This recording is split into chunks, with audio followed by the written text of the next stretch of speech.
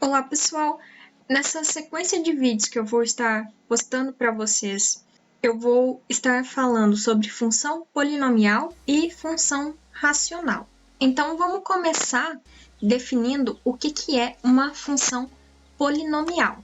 Bem, uma função polinomial de grau n é dada por essa expressão aqui, a f de x igual a n vezes x elevado a n mais a n menos 1 vezes x elevado a n menos 1, mais eu tenho aí uma sequência de termos nesses três pontinhos aqui que eu estou omitindo, mais um valor a2 vezes x ao quadrado, mais a1 vezes x, mais a0. O que a gente pode observar aqui? A gente pode observar que a nossa função polinomial ela é uma somatória de funções potências, né? Lembra que eu já defini para vocês o que era uma função potência, né? Nós temos que cada um desses a's, esse an, an-1, a2, a1, a0, são todos números reais. E o nosso termo an tem que ser diferente de zero, tá? E todos esses expoentes, n-1, 2, né? Aqui não está aparecendo expoente, mas a gente entende que é 1. Todos os expoentes da função potência de uma função polinomial, a gente vai considerar como um número natural. De acordo com o maior valor de n, a gente tem uma função polinomial diferente. Então, por exemplo, a função f de x, dada da forma 10x mais 1, ela é uma função polinomial de grau 1, porque o maior expoente que o x tem aqui na nossa função f é o 1, né? O expoente aqui desse x está omitido, mas eu sempre entendo ele como sendo expoente 1. Por que eu não posso entender esse expoente que eu omiti como sendo zero? Porque lá nas regras de potência, que está descrito lá no material de matemática básica que vocês podem consultar, todo número que eu elevar a zero, o resultado é 1. Então, esse meu x não pode estar sendo elevado a zero, porque x elevado a zero teria que ser 1, tá? Então, quando eu omito o valor da potência do x, essa potência que eu estou omitindo, ela tem sempre valor 1. A função g de x, dada como 2x² menos 3x mais 1, ela é uma função polinomial de grau 2, porque o maior expoente aqui do x que está aparecendo é o 2. Para a função h de x, nós temos x ao cubo mais x² menos 2x menos 2. Essa aqui é uma função polinomial de grau 3, porque o maior expoente do x é 3.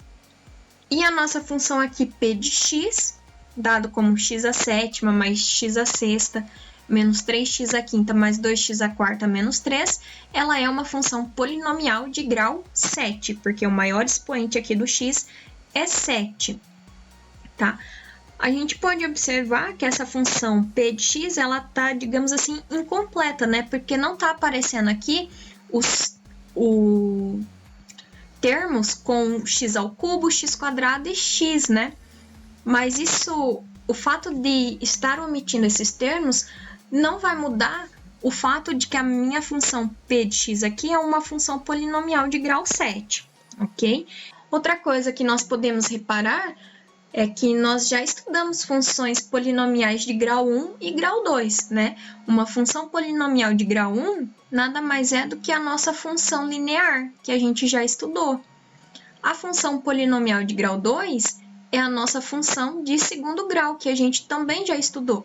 Então, a função linear e a função de segundo grau, elas são, digamos assim, né, casos particulares de funções polinomiais que a gente já estudou.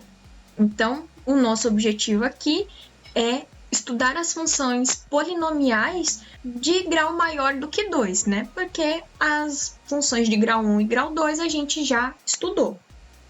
Então, vamos olhar aqui a representação gráfica dessas funções. Então, aqui a nossa função f de x é a função polinomial de grau 1, cujo gráfico é uma reta. A nossa função g de x, que era a função polinomial de grau 2, né? A função de segundo grau tem como gráfico a parábola, que a gente já estudou. E agora, como é que será que fica a função polinomial de grau 3, né? Como é que será que fica o desenho dela? Bom, o desenho do gráfico da nossa função polinomial de grau 3 é essa curva aqui, né? Ela vem, sobe, chega num certo ponto, ela começa a descer, chega num certo ponto, ela começa a subir novamente, né? A nossa função polinomial P de grau 7 também, ela vai subir até um certo ponto, né? Ela sobe até um certo ponto aqui, depois ela volta a descer, depois ela volta a subir, né?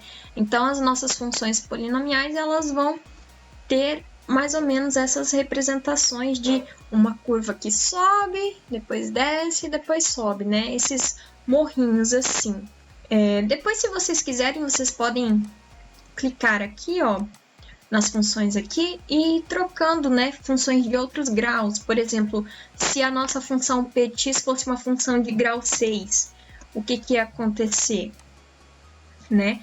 Olha só, a nossa função polinomial de grau 6, ela já dá um formato diferente, né? O gráfico dela, ela tá descendo, chega num certo ponto, ela começa a subir, desce de novo e sobe de novo.